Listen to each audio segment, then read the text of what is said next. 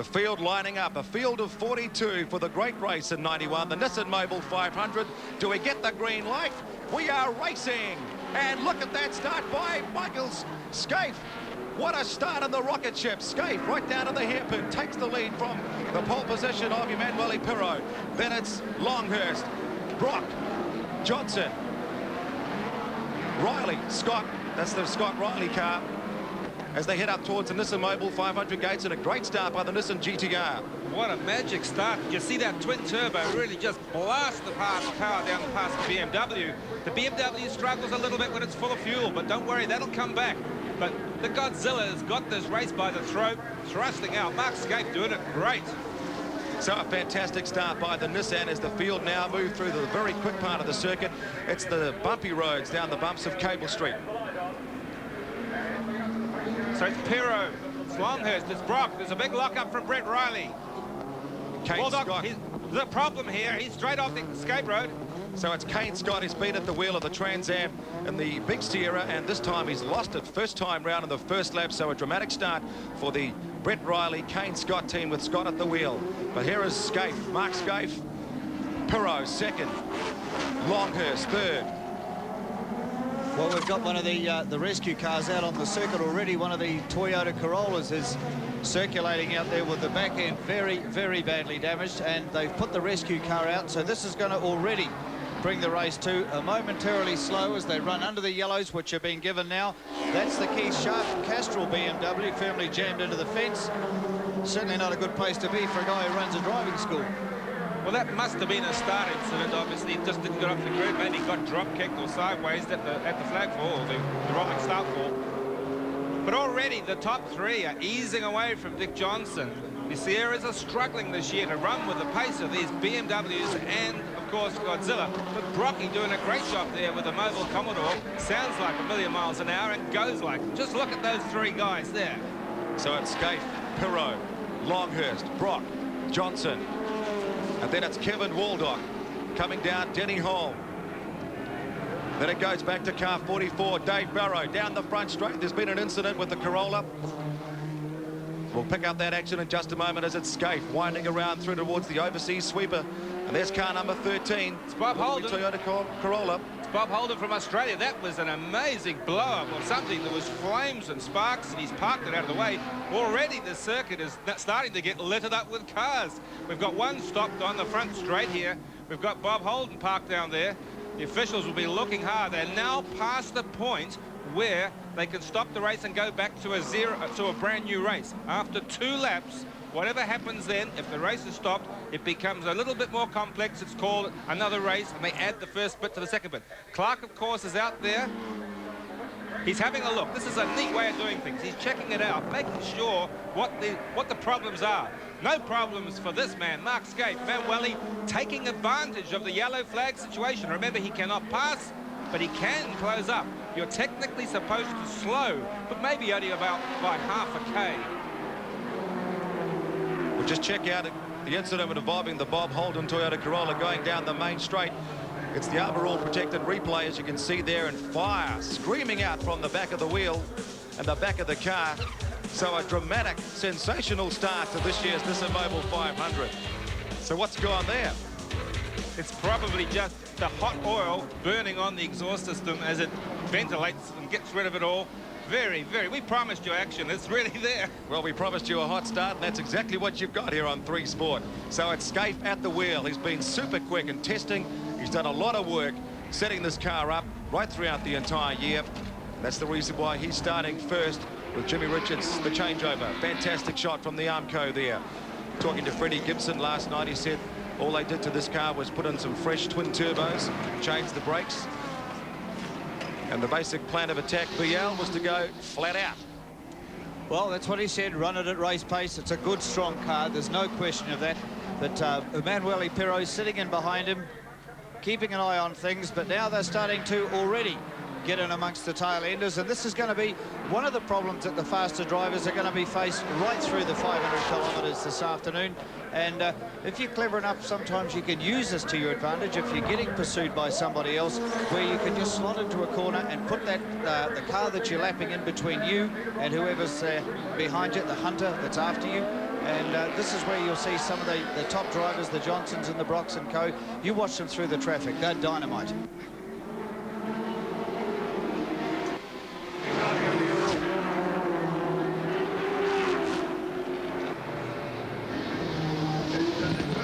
So it's Scapey down the back straight.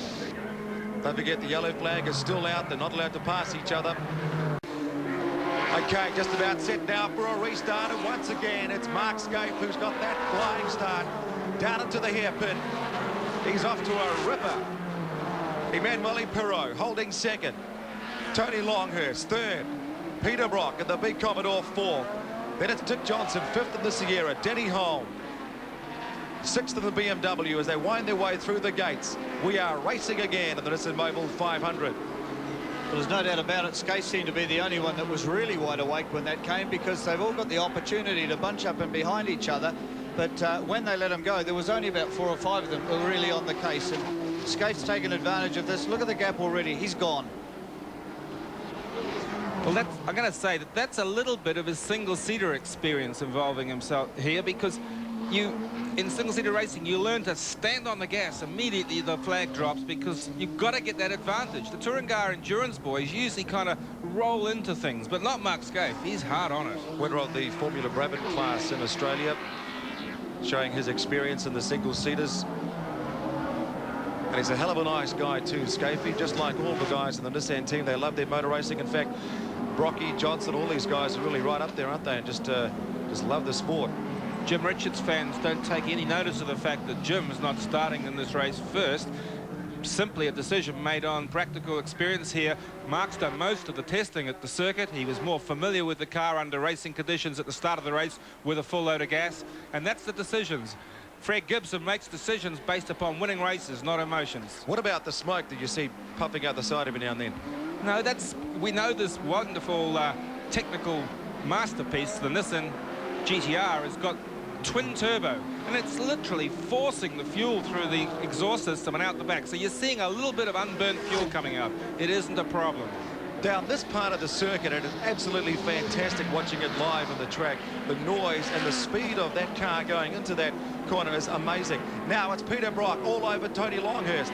Can the Commodore move up into third place? Let's stay with the battle for first, with Scape out in front, Pirot second, and Brocky all over the bumper of Tony Longhurst. Well, he was until he hit the bumps. Look at that car leaving the ground. I mean, there must be 4 or 5 inches of clearance between the tyre. Let's just see what Brocky's doing in terms of putting pressure on Tony Longhurst. Let's go quiet and watch this.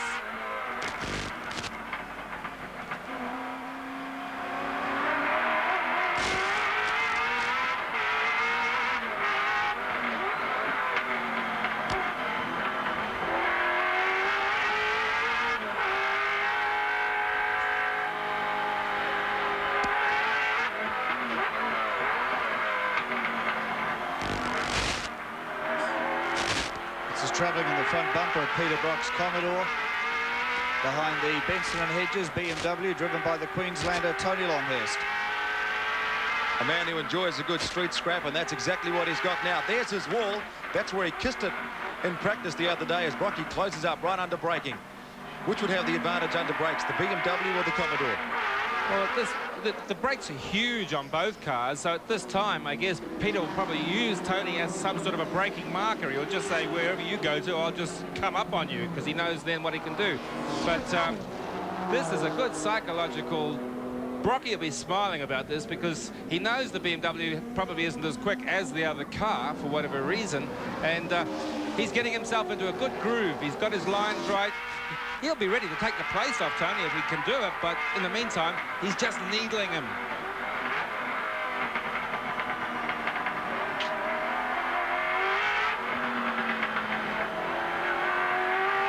So fantastic action from the streets of Wellington, live and exclusive from the bumper of Peter Brock's Holden Commodore. When we come back, the race continues, so stay with us here on 3 Sport. Welcome back to 3 Sport as we update the race situation and the race pace with the current placings. First at the moment on the road, car number 2, Mark Scape at the wheel of the Nissan GTR.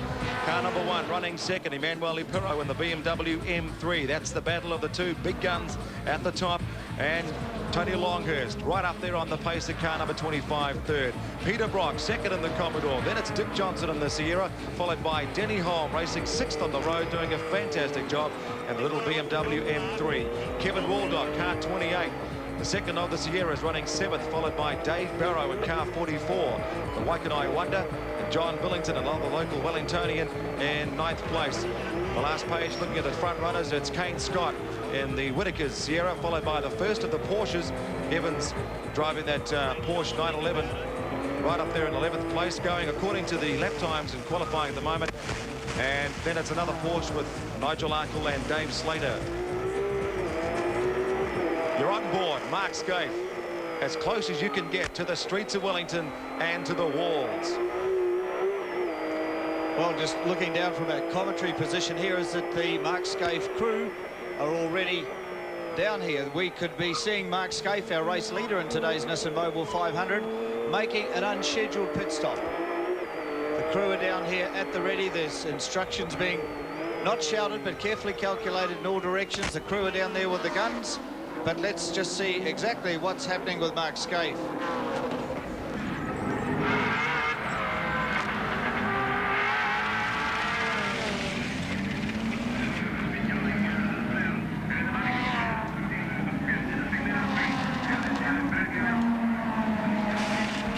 Topping it up with fuel, they're doing the wheels. There doesn't seem to be any major mechanical changes going on. They brought in. Is this all part of Fred Gibson's plans?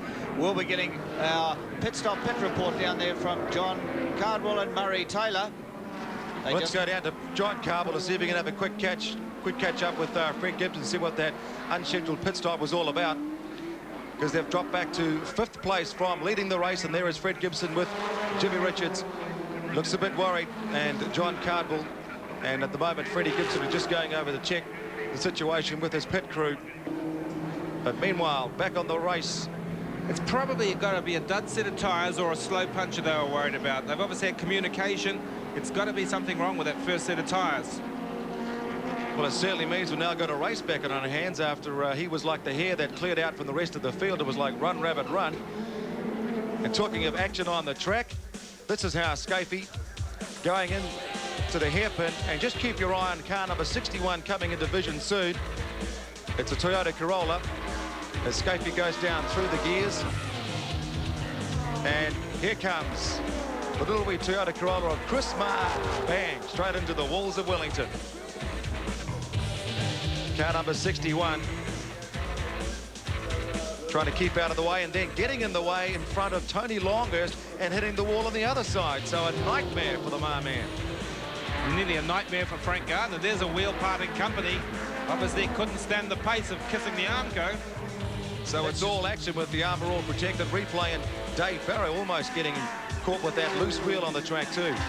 I suppose all you can put that down to is just absolute total lack of experience, and even looking in the rear vision. Brian He's paid a high price for this, and he almost took Longhurst with him. Brian is a former tyre specialist. You think that is a little bit out of balance? He's probably got a bit of a shake there, hasn't he? I think they're going to have to put that back on the machine. So, unbelievable action already. That's Emanuele Pirro, the new leader. Let's go down to find out what happened with Mark Scaife. John Cardwell talking to Fred Gibson. Well, actually, Fred doesn't want to talk to anybody. I'm sorry, Clint, but I did ask the Yokohama tyre people, Keith McCormick, what the problem was, and he told me that Mark Scaife thought he had a puncture, and that is why he came into the pit. I'll try one more time. Fred, can we just ask you what the problem was? I don't know. All right, well, there you are. Well, I've got it from Yokohama that it was a tyre problem. They thought they had a puncture. That's why he came in. Fred's denying it. Well, you sort it out for yourself up there, Clint and David. Well, I guess that's just, it's all a feeling thing. You can't, a driver is still basically trying to make assessments of how the car feels. If he makes the wrong decision with this wonderful thing called hindsight, someone's bound to say, well, why didn't you come in and let's just have a look at it before you stuck it in the wall? So he's got the time, he's got the pace, he's taken the choice to get in there, see if it was a dud tyre, get a fresh set of boots and out there. He's dropped a few places, he's back to third, puts Emanuele back in the, or Pirro in the front, but no problem. It's not really a big issue. There's still a lot of racing. And as Fred Gibson says, he doesn't know the problem because he doesn't know at this stage. So there is Nissan. Was in front, but now in front it's Emanuele Pirro. And car number 1 the 3-Sport Castrol BMW M3. The gap will be back to car 25, Tony Longhurst, who would have lost a bit of ground after being involved in that incident with the Chris Marr Toyota Corolla. So it's BMW 1 and 2 at the moment, leading the Nissan Mobil 500. Peter Brock will be in 3rd place. Dick Johnson back in 4th. And now Mark Scaife and the Nissan GTR in 5th place. The Queenslander will be very happy with this performance. He is really on the case, and Mark Scaife further down the field is coming back up through the field like nobody's business. I don't think they'll actually be too concerned. As David said, there's a lot of racing to go yet, and he had such a commanding lead when he went out, and there's no reason at all with a fresh set of rubber why he can't get that back again. If only stretch his fuel stop a little bit longer, because they top that up as well. Tony Longhurst, what, about 4 seconds now down, 4.3 seconds down on the leader, Emanuele Pirro. Here's Peter Brock, working hard at the wheel of the 05 Holden Commodore, currently lying on the road in 3rd place. Brocky has had some action and traction up the front there. The old bumper's taken a bit of a kiss. I think probably the first turn there at the start of the race, he's probably just given, what do they call it, a Liberace on the car up front. And, yeah, just a nudge from behind. Kiwi fans, remember, Group N, the guys leading at the moment, Greg Gowdy and Neil Allport, rally man in the lovely little white Sierra. Now that Nissan is back in pit road, will bring the action. Right, there's drama down on the pits, and it's the Nissan back into the pits. Let's find out what the action is with our pit reporter, John Carble. Can you find out what's going on, John? Well, just underneath the car at the moment, the mechanic's having a look. There's the camera shot to show you what they're doing under there. And now there's words going on. Mark Scaife talking to Fred Gibson through the headset. And it seems to be something obviously underneath with the suspension or tyres. Thumbs up from one of the mechanics. Let's just see. They're waiting for the jacks to come off. Now they're going back underneath the car again. It's something to do with steering or suspension at the front of the car. They're looking at it again. Here come the jacks are off and the car's out again. Now we'll try one more time to find out from Fred what the problem is. Freddie, can you tell us? Can you tell us what it is? No, we haven't got a clue. All right. What was wrong with it? I'll tell you what was wrong with it. I don't know. What is Mark saying to you? It's just oversteering bad. All right, okay. Well, there you go. That's all we can tell you from the Nissan pit at this stage anyway. But they're in and out again. And real drama too. We'll take a look back at that way in which Mark Scaife got round the hairpin, because he actually got in the way of the leading car, Emanuele Pirro, and he actually hit him as they went round the hairpin. So real drama for the Nissan team. It's such a shame because the car has been in such fantastic form in qualifying and testing. But a really dicey moment there between the two top front runners. Well, I take back what I say. The Nissan team is in trouble. You can have one stop and get away with it. The second stop, when you're still scratching your head, and then you come out and you saw across the nose of the guy that's leading the race, you're back up against the wall. Let's see if we can have a look at the action on that first turn. Here's the Armour All protected replay. Scaife racing out and just clipped straight in front of the leading car, Emanuele Pirro. You won't be too pleased about that. Scaife just did not have his mind on the job. I'm sorry, that's the only answer for that. And that's a sign of the pressure with the Nissan team under at the moment, because they're not too sure exactly what's wrong with that car, and it actually took out one of our cameras too. Well, let's reflect on this problem here. What we've got is Mark not happy with either suspension grip or vibration. We've known that in the past he's had tyres that are vibrating. When you get a vibration, you can, I seem to remember this car having this once before at Bathurst. They came in with it and worried about tyre balance, but it could be something mechanical. So they're not going to make a commitment to us until they've assessed it themselves. All right, we'll keep an idea of just how quick the Nissan GTR is going. It's now flipped back to, at this stage, back to 10th place. So after a fantastic start, it's now well off the pace, and it's dropped further back down the field after 2 unscheduled pit stops. First on the road, number 1, the 3-Sport Castrol BMW M3, Emanuele Pirro. Second, Tony Longhurst. Third, Peter Brock in the Holden Commodore. And Brian Lawrence, just how quick is that leading BMW going at this stage? 1 minute 28.99 seconds. He's really on the case. There's no doubt about it, but we'll check up and see what we can get from Mark Scaife's time, because he's in a big hurry. He's got an awful lot of ground to make up. Tell you what, the big mover has got to be Tony Longhurst. He's hauled away from Brocky, and he's closing in on Manuele. Although Manuele had a bit of a problem. Let's have a look at the action from the camera with Brocky.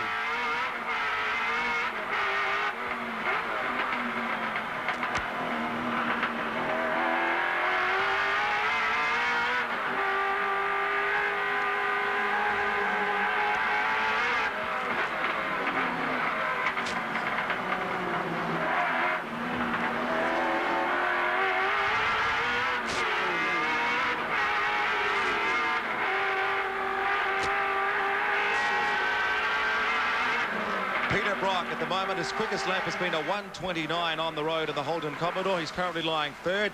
When we come back, the battle resumes in this year's Nissan Mobil 500.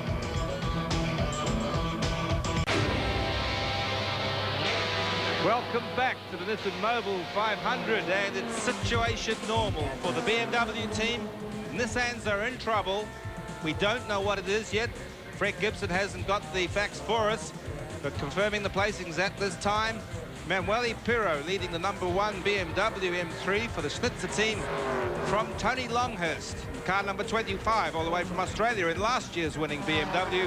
Peter Brock in the Mobil 1 Commodore. Dickie Johnson in the Shell Ford Sierra. The turbo car number 17 picks up 4th from Waldock, and a sister car to that. And of course, Denny Hulme, New Zealand's favourite son in car 54, the BMW M3. BMWs, 3 of them in the top 6, not looking too badly. Back onto race action. This is the Kevin Waldock, Graham Crosby Ford Sierra Cosworth. As David said, running in 5th position at the moment. A minute 135.1 is their best lap time. A good consistent performer is Waldock. The car's prepared by expatriate New Zealander Ross Stone, domiciled up there in Queensland. And they've spent over $2 million on the development of this car. There'll be one real good Kiwi looking for a drive in this car. Graham Crosby, our favourite TV commentator come racer. He's sitting anxiously in the pits, hoping that car stays nice and clean so he can have a good ride here today. This car is regarded as one of the better handling Ford Sierras. Ross Stone, a world-class engineer. His brother looks after the interests of Tony Longhurst. That's Jimmy Stone, but Ross looks after this car. And I believe he has got skills that are making the suspension on this car work beautifully for Wellington.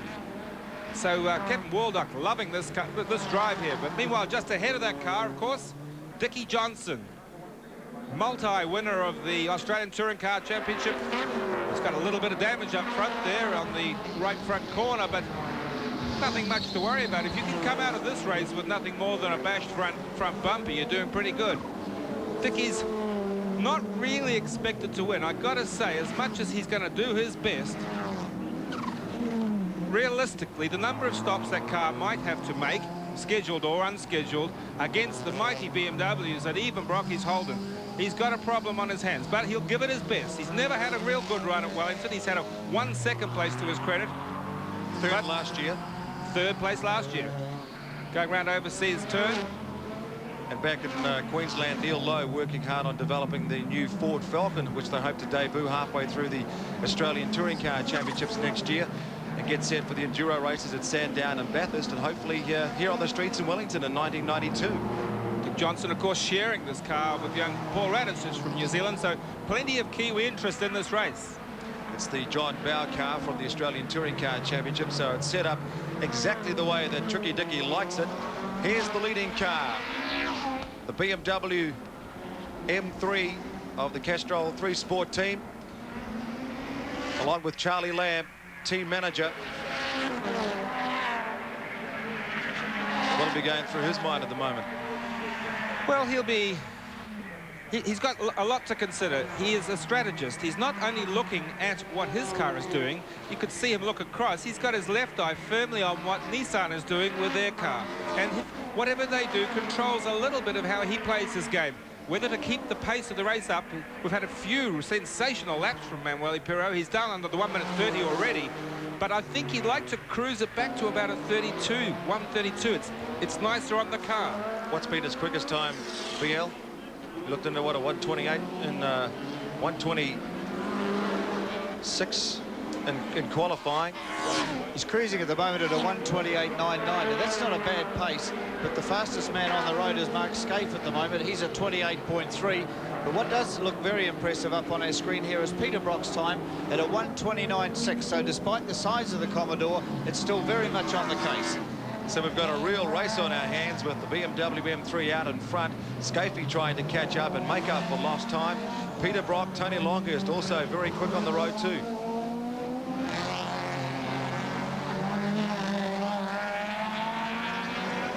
Wellington Pirot, fresh from success at the Macau Grand Prix last weekend in another BMW. He won 3 races in the Italian Touring Car Championships.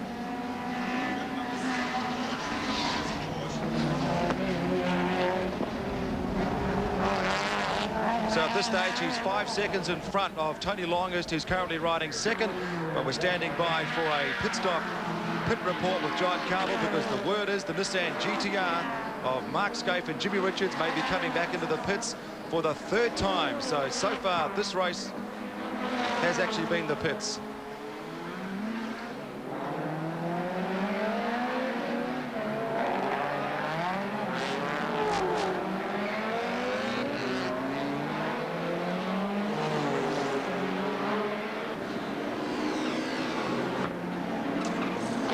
So here is the action. Mark Skaife, John Carville will take it over. Right, there's the fuel going in at the back of the car, and the jacks are up. The wheels are coming off again. By crikey, look at that flame coming out of the exhaust. She's running rich down here in the pits. Now they've got the wheels off. There's a mechanic right underneath the car, right underneath there, and they're working on, let me get under it myself and have a look. I'll try and dig it in for you. They're working on something to do with the drive line. Meanwhile, the door is open, and they're talking to Mark through the headset. Keith McCormick from Yokohama just checking out the tyres. Keith, have you got any idea what's going on here? No, I don't. Well, that's the tyre man. He's happy with his product. Now they're looking underneath the suspension on the right-hand rear side, and the mechanics are right in under there, digging around.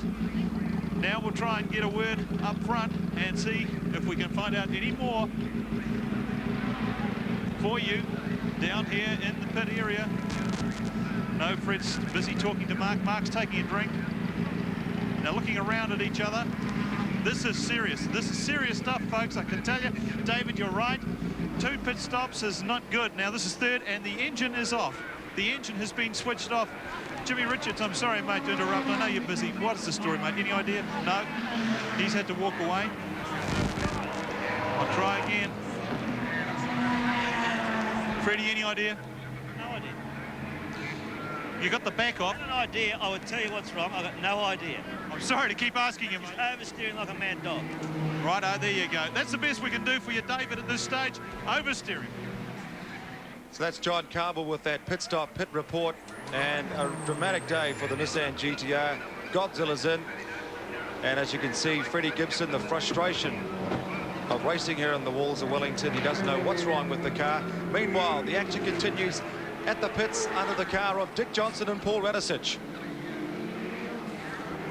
Isn't it amazing that these million-dollar cars can beat themselves around Bathurst to so much success, and by the time they get to Wellington, they can't hack it. The bumps are really giving these cars a hard time. I'm sure there's something in that. Dick Johnson's out of the car, and they're looking at something in the rear of the car, and underneath perhaps they've actually hit some part of the suspension. Well, that's oil dripping out of the left-hand axle. Maybe a CV joint is a bit broken, or it's actually oil, so it's coming out of the side of the diff.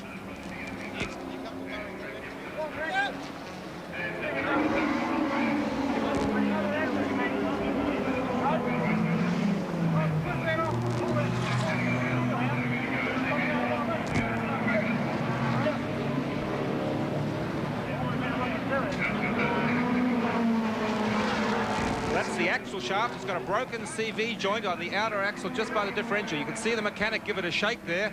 He's got about 13mm bolts. He'll go and try and undo those, change the axle. It's all happening, but that is a legacy of the bumps. That is just bash and crash stuff. Now that Nissan, just so viewers know what Freddie Gibson said, oversteer. That means that as the driver is going around the circuit, the back wheels are trying to come around on him like a big speedway skid. And the driver really doesn't have any control on this. So the immediate concern is, hey, I've got a flat tire. They put new tires on, that didn't fix it. So then the problem is then considered to be mechanical. It might be to do with the fantastic connection of power between the front and rear wheels. Remember, this is a 4-wheel drive car with very clever connection between the front and the rear wheels. This is the underneath of the Paul Radisich, Dick Johnson Ford Sierra, and things are not looking very flash. Obviously, They're very disappointed Dick Johnson out of the car, but they're on the job. They're going to fix it, but, you know, they're losing so much time. So at the moment, we've still got the Emanuele Pirro car out in front as the mechanics struggle to replace the damaged CV joint of the Sierra. There's the Nissan, still looking at the tail end of that. But of course, when you check the driving forces out of this little beauty, you've got to go front and rear. So a dramatic start for the Nissan GTR back in the pits. And the great race has turned out to be a bit of a disaster so far for the Nissan team. On the road, Emanuele Pirro out in front from Tony Longhurst and Peter Brock. And look at that gap now between the two leaders.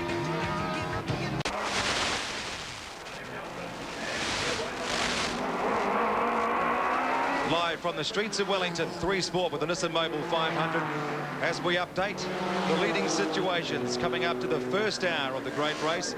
And the man out in front, Pirro Power, Emanuele Pirro with car number 1. Second, Tony Longhurst in car 25.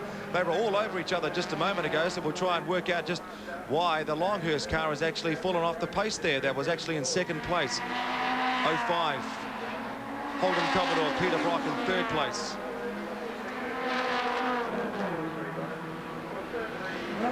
Going through the other classes, leading out the Class C Group A Toyota Corollas, it's the Willie McGregor car, followed by Heffernan and then Oliver and Roderick, who finished 6th last year in a Toyota Corolla. Well, we have a big mover in the pits at the present time. We know that Tony Longhurst is in, so that's got to be unscheduled. He was all over Emanuele Pirro before. He got a little wee nudge, remember, from that Toyota Corolla, but now he's got this pit stop. Okay, John Carble with the pit stop pit report, and he's got Alan Jones standing by with the details on that move by Longhurst. Alan Jones, you were getting all ready to get in the car. What was the story? Sorry? You were getting all ready to get in the car. Why? Sorry? Alan, you were getting all ready to get into the car there. That was a little ahead of time. Yeah, well, he might have had a stomach cramp or anything. It's better to be ready rather than not to be ready. Why, in fact, did he come into the pits? Well, I think he thought he had some problem with the front left-hand tyre. And it was easily fixed, no problems at all now. No, well, it looked all right, so it might have lost the balance weight, perhaps. But you're running very well. The car is doing surprisingly well. You're up there in second place. Surprising to who? Yeah, fair enough. Good comment. But how does it place you now with that quick stop? Well, obviously it's unscheduled, and whenever that happens, it's always puts you further back than what you anticipate, but still a long way to go yet. How long before you get in the car? Oh, about another 46 laps, I think. All right, Alan, let you relax a little bit more. Okay, thank you. John Cardwell talking to Alan Jones, our special guest commentator earlier today, who enjoyed the racing with the Formula Fords. And he'll be pleased to see that Tony Longhurst is back out circulating on the track and doing very respectable times.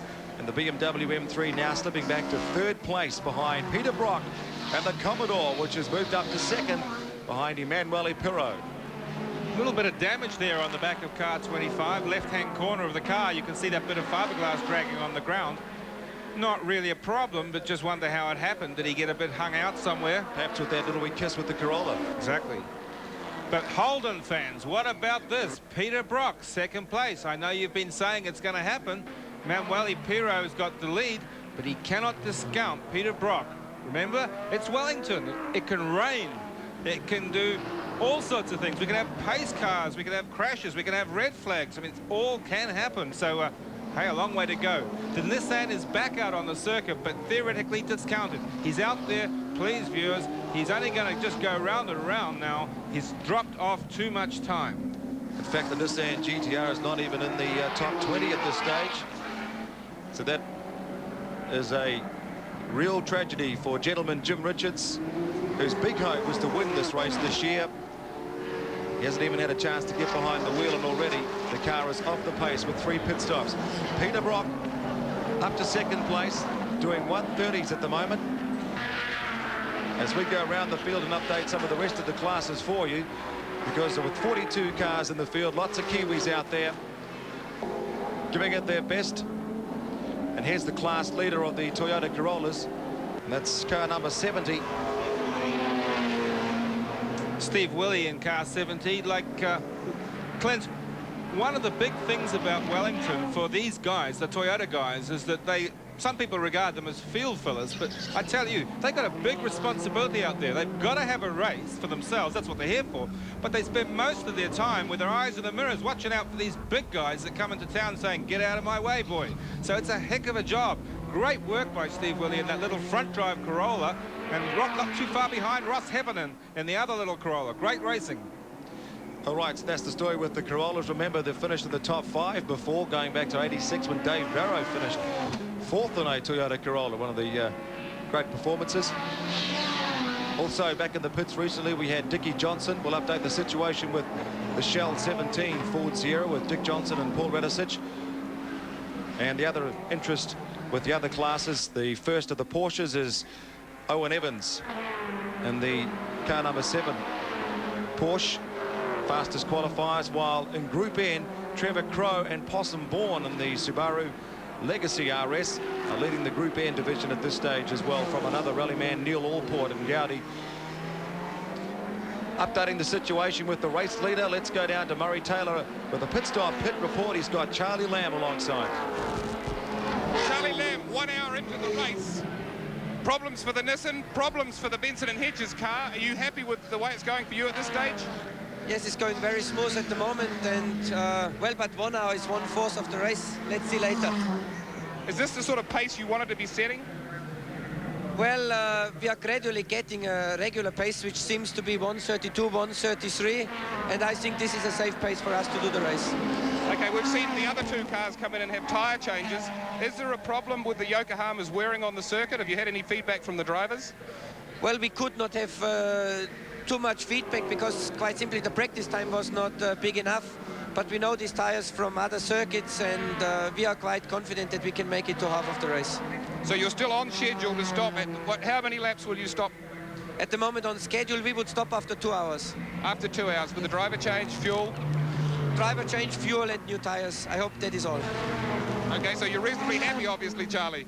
Reasonably happy. Murray Taylor with that pit stop pit report, talking to Charlie Lamb.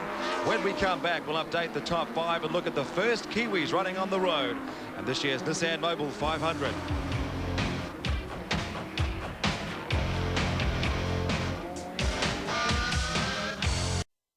Frank Gardner, there's a wheel parting company. Obviously, it couldn't stand the pace of kissing the Armco.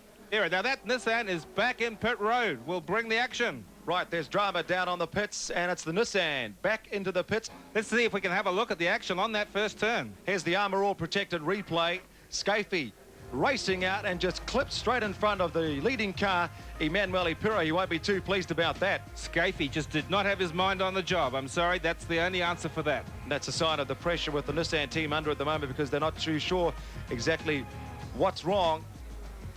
So here is the action. Mark Scaife, John Carr will take it over. Right, there's the fuel going in at the back of the car, and the jacks are up. The wheels are coming off again. By crikey, look at that flame coming out of the exhaust. She's running rich down here in the pits. Now they've got the wheels off. There's a mechanic right underneath the car.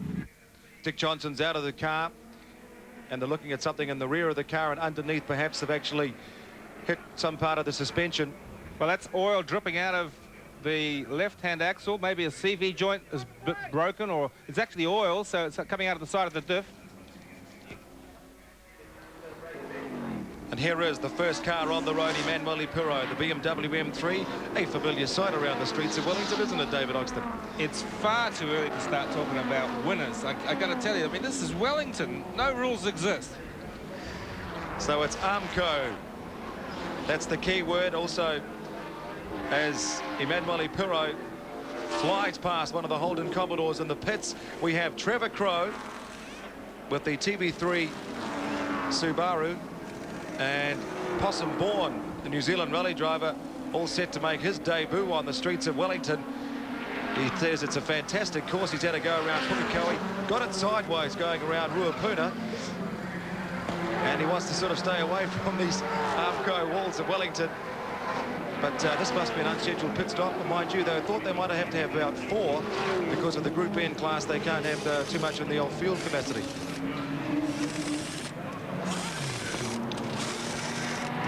Remember, this racing's all about teamwork.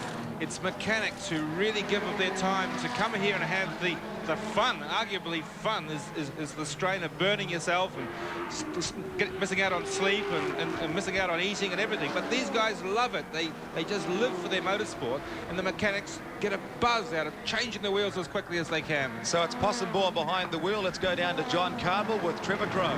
Trevor Crowe, fantastic, but a little bit slow on that pit stop. Sorry, what was that?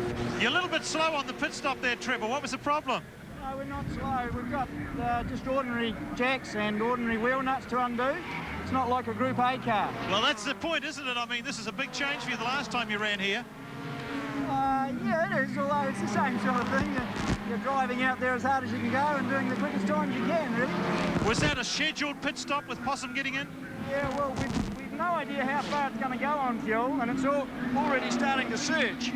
So I don't want to be stranded out there. Now we'll be able to measure how much it's taken, and we'll be able to tell Possum how long to stay out there. I'm just interested, who was the fastest in practice, you or Possum? I was. Okay, all right. All the best for the rest of the race, Trevor. It's my car. Trevor Crowe talking to John Cardwell. They've actually changed the gearbox as well in the Subaru Legacy RS.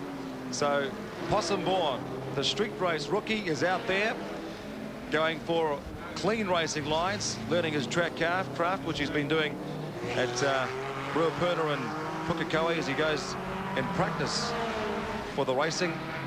So from the rally to the road, Possumbourne doing his thing in the Subaru this year. Actually, they're now leading Group M, or when they were leading Group N. We'll update that situation because they may have just slipped back after that pit stop.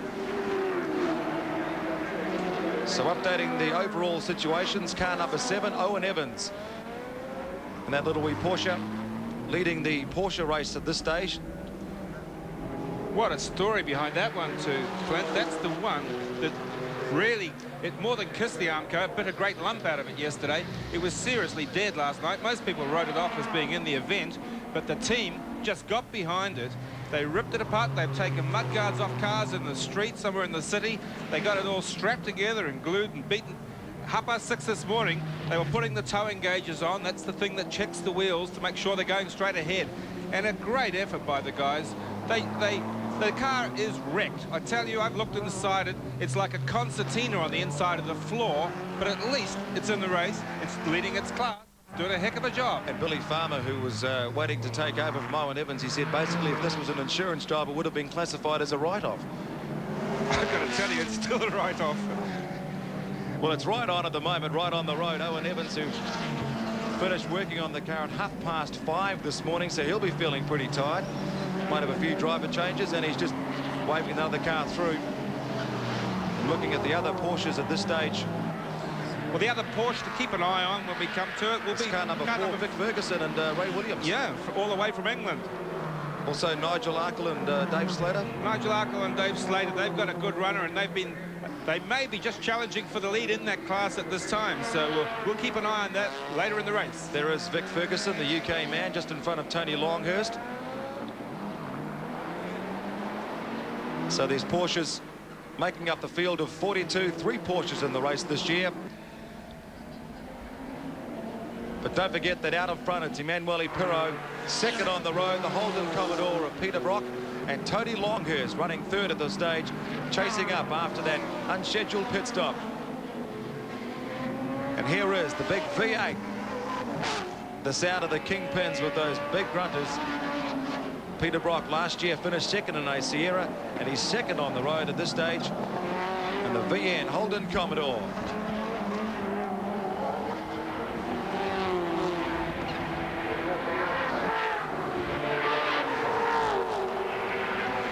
Another one of the pit reports at the moment. It's John Billington and Bob Jones in the Holden Commodore. We'll find out that situation. At that stage, they were running round about in 9th place, running inside the top 10. And we'll find out the situation with that situation in just a moment with John Cardwell.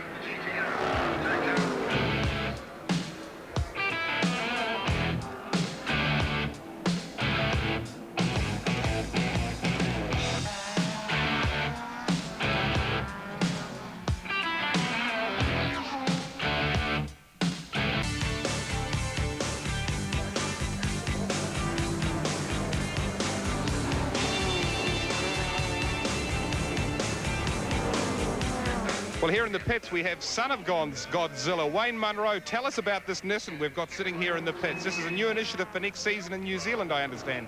Actually, it's grandson of Godzilla, I think, Murray. It's the GTIR that Paddy Davidson's running's the son. This one's going to be in the Nissan GT Cup Series, not for next summer, but for the summer after. And what it is a one-make series, 12 rounds we were hoped to run, probably in the North Island initially, but the aim being a real equal formula, real driver's formula, using these little Nissans and running, as I say, 12 rounds, 6 meetings throughout the country, and $60,000 prize money at the end of it. So we think it's a real big thing for New Zealand motorsport. Now, for $20,000, what do you get? Do you get the car fully kitted out to go racing? That's exactly right. You get a turnkey racer, 1600cc engine, fuel injected.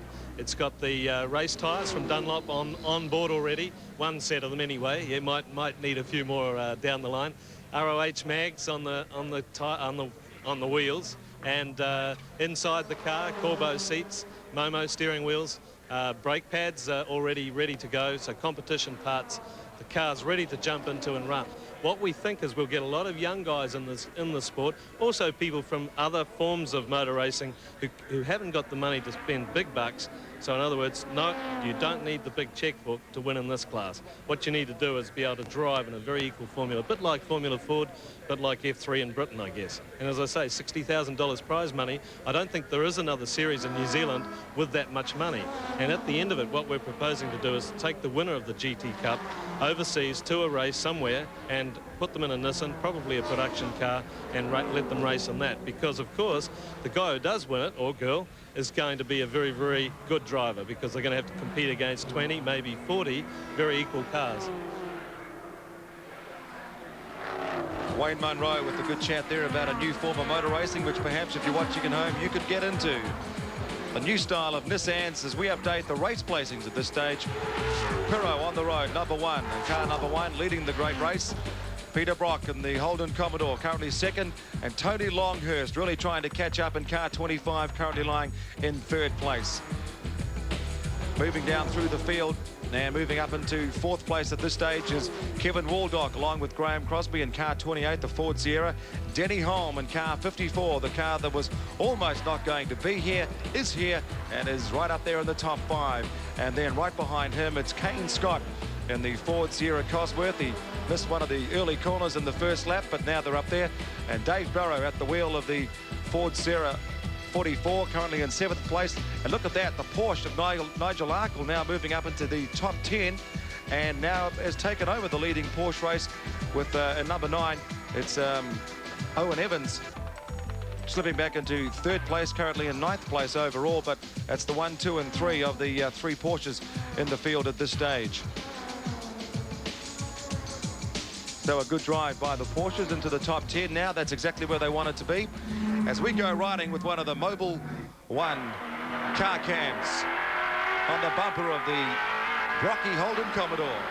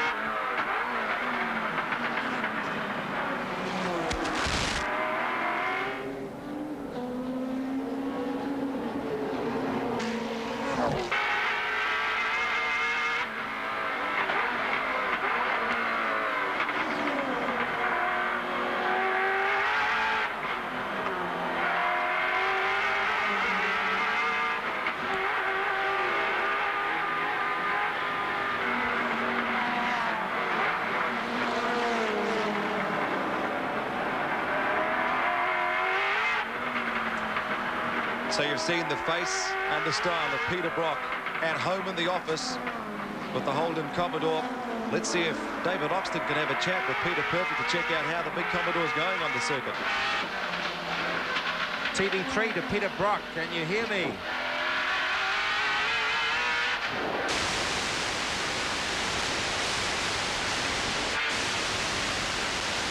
just having a bit of a trouble with our link at the moment. Very windy conditions for the helicopters to get those links through from the car cams.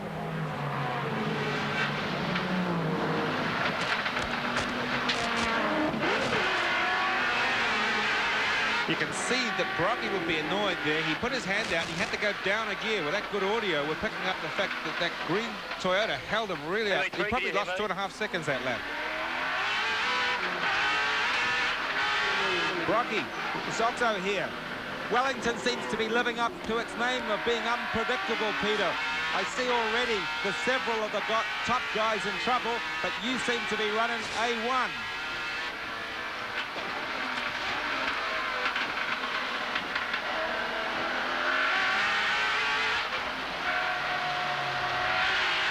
Well, at this time, we're probably, as we told you earlier, we are competing with his own connection to his team manager, and that overrides our system. So at any time they want to close off us, that's exactly what happens. We'll catch him later, but in the meantime, let's listen to these lovely sounds from that V8.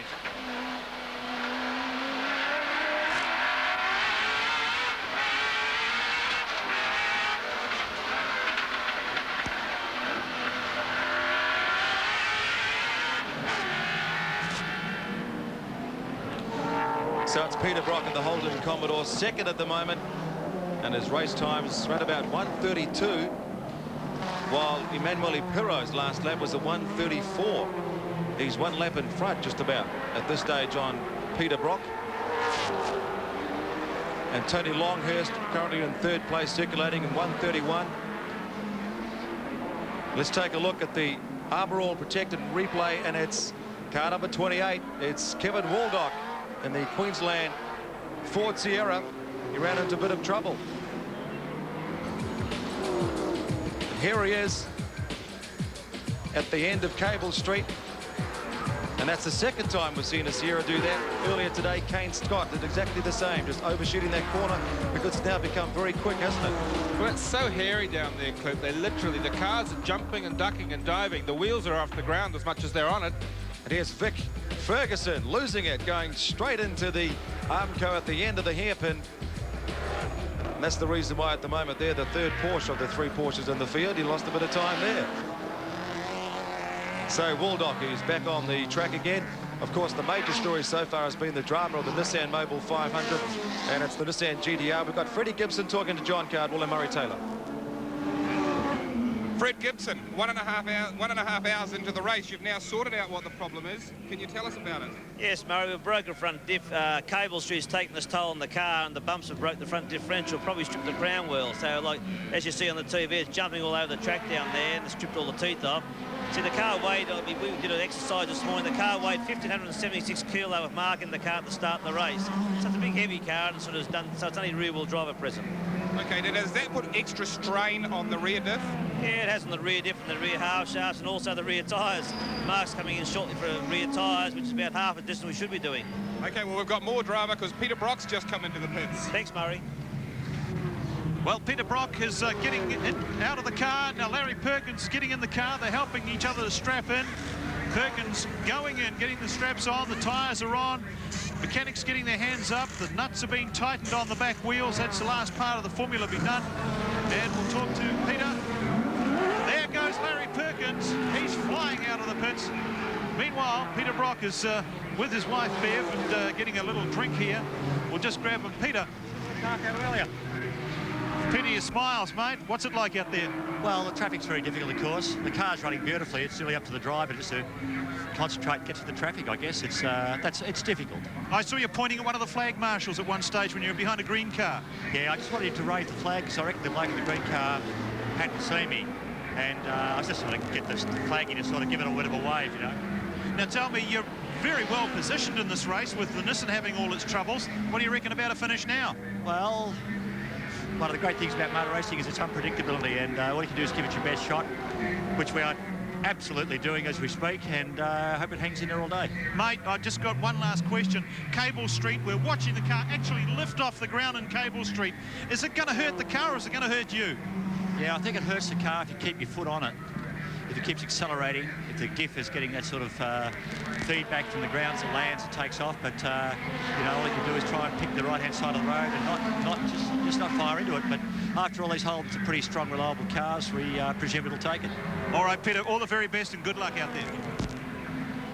John Cardwell talking to Peter Brock with our pit report there. The latest update of the man in the Mobil 05 Holden Commodore, who's second. And there's more drama in the pits because we've just seen that the Nissan GTR is back into the pits.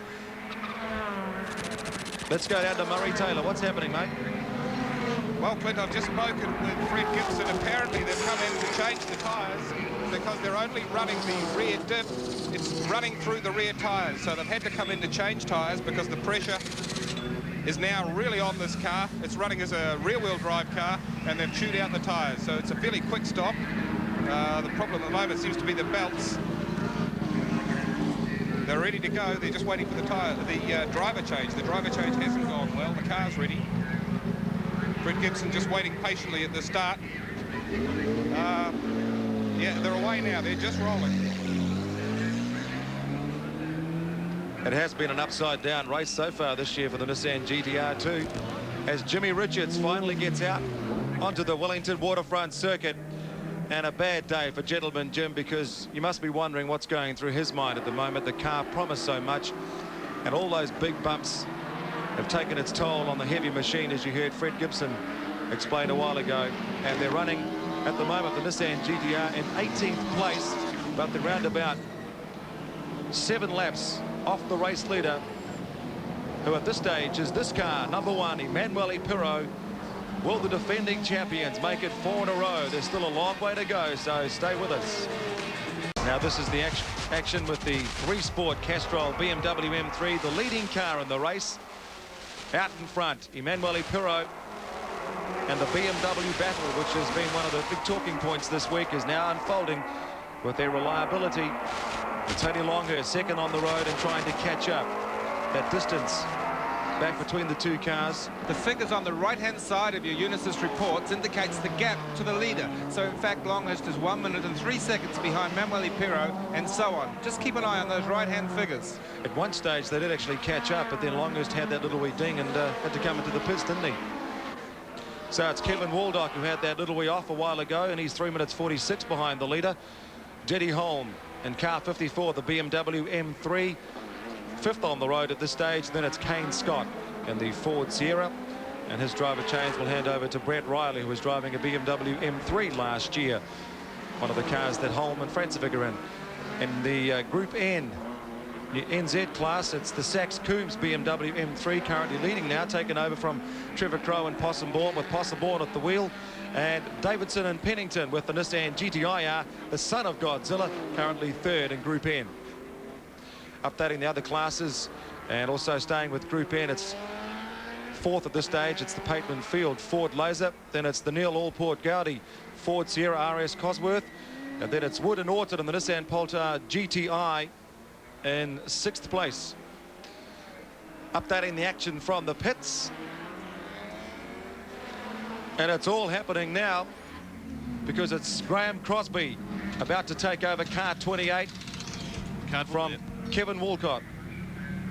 Okay, Cards, what's happening, mate?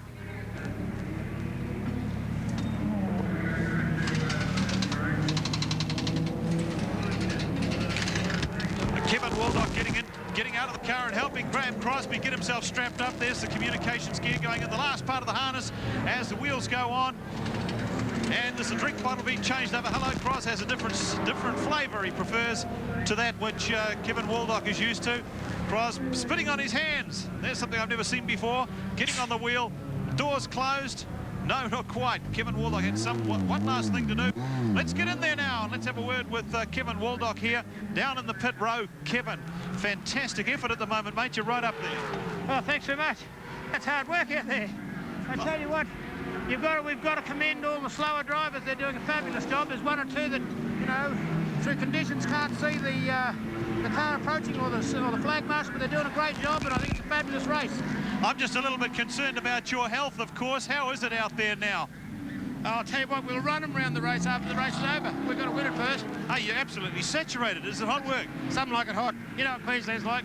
Good one. What do they say? Perfect one day, better than next. All right, Kevin Waldock, well done. And I look forward to seeing you later in the race. Thanks. And Graham Crosby now at the wheel of the Playscape Ford Sierra, which was run by Ross Stone, who prepares the car. But the word is that there's a bit of a battle for the services of Ross Stone for next year. And Dickie Johnson may be trying to get him to take over, but no doubt Kevin Waldock will be keeping a close eye on that situation. A lot of the Kiwis running some of the top cars in Australia. For example, Neil Lowe, an ex-New Zealander, who's preparing the Ford Falcon for the Dick Johnson team for next year. Just picking up on that point of John Carwell's, the reason why Cross spits on his gloves. He's got leather gloves and he's got a shiny leather steering wheel. They just will not grip the wheel until there's some moisture in them. So you just give them a bit of a lick to make sure you've got some traction on the wheel. So it's Graham Crosby behind the wheel of the Ford Sierra number 28, fifth at this stage, but round about 4 laps behind the leading car, Emanuele Pirro, as we approach almost coming up to the 2-hour mark, around about 20 minutes to go. 2 hours out of 4 hours, or the 500 kilometres, whatever comes up first. Race due to finish around about 5:30 today.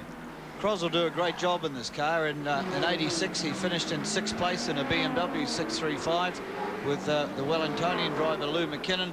Of course, his motorcycle background is pretty extensive, with 2 World Formula 1 championships behind his belt. And then he moved on to Group A touring cars in Australia with the Holden Commodores, and really made a name for himself before coming back to New Zealand to concentrate on his business. So it's really only endurance drives that keeps the popular Aucklander behind the wheel of these Sierras at the moment. Now we're back with the race leader, Emanuele Pirro, just threading the eye of the needle as he moves up past the slower traffic. It's actually Peter Brock.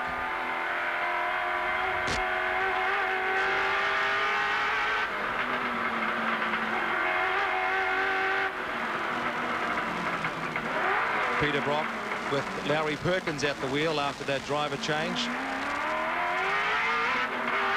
And we'll see what lap times Larry Perkins can circulate the Holden Commodore in.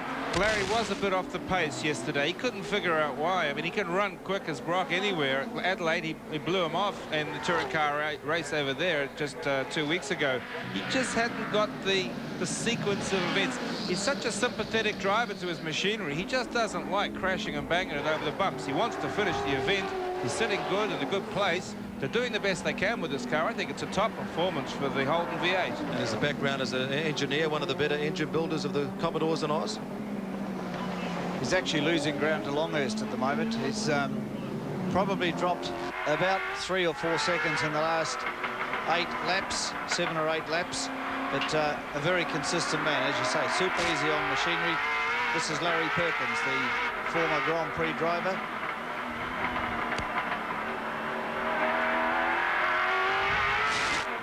It's a fantastic shot, isn't it? It just shows you how tough it is and how hard they have to work.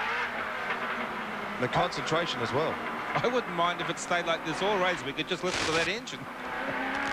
That's what some of the fans have come to see too, the big V8.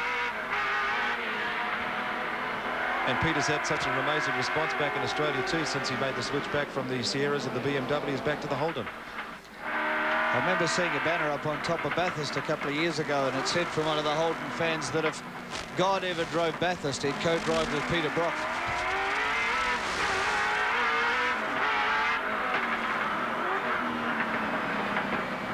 So it's Larry Perkins at the wheel now, currently lying in 3rd place, a lap down on the leading car. He's actually closing in on the Holden Commodore as well. So could that be a situation where Emanuele Pirro tries to lap the Holden Commodore? As you can see, there he is, Emanuele Pirro screaming down the back straight. That little beaver is just so quick. You see that there's something to pick up on here, Clint. Emanuele is not backing off. The moment you get used to saying, oh, I'll let that guy through the corner there, or I'll let him do that, you start to lose a bunch of seconds a lap. This sort of car needs driving with such gusto. You've got to keep up momentum. So you've got to go from corner to corner, carrying the most possible speed. So you don't always wait for the guy to make room or just be in the right place. You have to make him make room and be aggressive. That's the only way you can get these little cars to go. And Oxo, there's been a lot of talk about Peter Brock having the nickname Peter Perfect. What about the racing lines of Emmanuel Pirot? Is he the cleanest driver in the field? I guess it's a bit of a mixture of metaphors here. Pirot, if we stay on him with these little cars, is using a common sense edge. He's flashing the lights now. He's trying to draw attention. You see, he's making the guys aware of his presence. But he has still got to show initiative and force his way through. But if you look at the car, the way that the wheels are so fitting closer to those mudguards, he can't really take a chance and touch a guard onto a tyre because he'll puncture a good rubber. And, you know, all these things have to be measured. So 3 races so far, he's done it 100% right. We've got to say he's pretty close to perfect. What about that experience in Formula One racing? Well, he's top at the moment, or should we say he's in the peak of his career in driving skills. He's come fresh from victory at Macau. He's got a lot going for him in touring cars. He looks set for, or looks destined for, a career in touring cars. It looks like his Formula One days may be through. So, very professional man. Emmanuel Pirot with the 3-Sport Castrol BMW M3, the Snitcher team. Superb setup, and it's way out in front at this stage of the Nissan Mobil 500. When we count back, the action continues. Stay with us. Meanwhile, back on the track, here's the Nissan GTR with the twin turbos and another Toyota Corolla, is it? Yep. Another flame up. That's obviously what happens when they empty their oil on the exhaust pipe. Well, this is bad luck because this is the Roderick Oliver Toyota Corolla 55 that was running in the top 6 just a few moments ago. And it looks like it's the end of the race for the guys who finished 6th last year in a Toyota Corolla. Let's see where it is in relation to the circuit safety. The marshals will be keeping an eye on it and making sure that there isn't a hazard to a driver coming off the turn, making sure that the circuit looks semi-vulnerable there, guys. I don't know, it's what's that, pushed back out of sight? Well, maybe not. Maybe that's that won't worry Eric Mallard too much, I don't believe. And the yellow flags is just to give the marshals some feeling that they're not going to be in trouble by someone coming and trying to bite their legs off. Okay, Brian Lawrence, how's the big race shaping up at this stage? And bad news for Dave Barrow. Well, it certainly is. They've had some pretty bad luck, actually. They didn't have a good run at Bathurst in early October, and they were running so consistently up in 11th position, running nice and steadily on pace in the Ford Sierra Cosworth. This is one of the ex-Benson and Hedges cars of Tony Longhurst from last year. And looks like it's going to be a driver change with Brian Bolwell jumping into the seat. Out with the old 100-mile-an-hour tape. It's amazing what they can repair with this stuff. Absolutely incredible. Something on the ignition box. And as we look out from our commentary position, it looks like we're going to be in for some rain. So that's probably going to change the race pattern quite a bit. Still Pirot out in front from Longhurst, while the Barrow Bolwell car still sits in the pits, waiting for an exit. Everything's all sweet, and away they go. There's our race leader, Emmanuel Pirot. The race only about 5 or 6 minutes away from the halfway stage. Let's just go down to the pits and see if we can get a word from John Campbell. John, you're telling us that the rain is just starting to hit the circuit again. Is that the fact? What's the story? Well, I tell you what, Murray Taylor and I are looking up to the north, and Murray, it looks awful, doesn't it? It does. It certainly looks like there's rain on the way. It's really black out there to the north. And in fact, it could well coincide with the Schnitzer BMW pit stop. That could be a big advantage for them if they happen to come in just as the rain comes, because they can obviously go straight on to wets. Is this how Charlie wrote the script, Murray? Yeah, you'd think so, wouldn't you? I don't think they needed an advantage, Murray. They've already got about a minute in the lead and everything going their way. But isn't that just the way Wellington is? It's full of trump cards. Well, there you go. Yeah, I guarantee you that it's going to pelt down here within the next 5 minutes. I can see Mount Kau, the big television repeater station, is out of view, and the mountains also. So I tell you what, stand by, because they're all going to start hitting the pits to change onto wet tyres. car number 54, Denny Holm with the BMW M3, the first man and the first Kiwi home this year for the Bathurst Brigade. He finished in 4th place in the BMW M3, one of the Longhurst Beamers. He's having a pretty good day behind the wheel at this stage, and ironically, he's running in 4th place, BL. He's doing a great job. The Fastway Courier's Italian ceramics car. This car has been in the middle of a lot of controversy, which I'm sure that they don't really want to talk about any longer. But the Bear came down here with Robbie Francevic. They had some gearbox problem earlier on. They changed it, not in the race today, but during the qualifying side of it. And with a nice fresh engine that arrived, you can always rely on Denny to bring something home. He's somebody who doesn't drive the wheels off it. His career goes back a hell of a lot longer than what many care to remember him. David Oxton and I were going through the driver profile sheets the other night, just looking at who's done what. And we looked at screeds and screeds of what people have done in car club events and hill climbs and all sorts of other things. And Denny Holm, his one was pretty self-explanatory. It had Formula One, Indy, Le Mans, and World Championship Group C type sports car events, the Can-Am series, of course, which him and the late Bruce McLaren were so successful. It's about 6 words, and it really tells you, been there, done that, bought the T-shirt, read the book. Well, his teammate this year is the man who was a 3-sport commentator last year, standing in the rain, is Robbie Francevic. Talking, it's starting to rain, Robbie. Well, poor old you. Denny's done it in the dry. Now you're going to be faced with a wet. Unbelievable. I knew it was my unlucky weekend, but who knows? It's the same for everybody. Mate, you've got a real good position. Denny's done a great job for you. Yes, that's what I knew he would do, and now I've got to complete it. What is it going to be like for you out there in the rain? You're going to have to take time to settle in, or you're just going to go flat out into it? Well, I've got to go flat out, but I've done a lousy job so far this weekend, so we'll have to see. All right, Robbie, keep dry, will you, for goodness sakes, and good luck. Thank you. Robbie Francevic down in the pits, and I tell you what, Clint, all the slick tyres have gone, and as we look up the pit row behind us now, we can see that the wet tyres are coming out. The wet tyres are coming out of the pits. Peter Brock's team are bringing out the wet tyres. Also, the Schnitzer BMW team bringing out the wet tyres. And car 25, the B&H team, they're about ready to come in. Frank Gardner just told us to get out of the way because the number 25 car of Tony Longhurst is due in the pits any moment.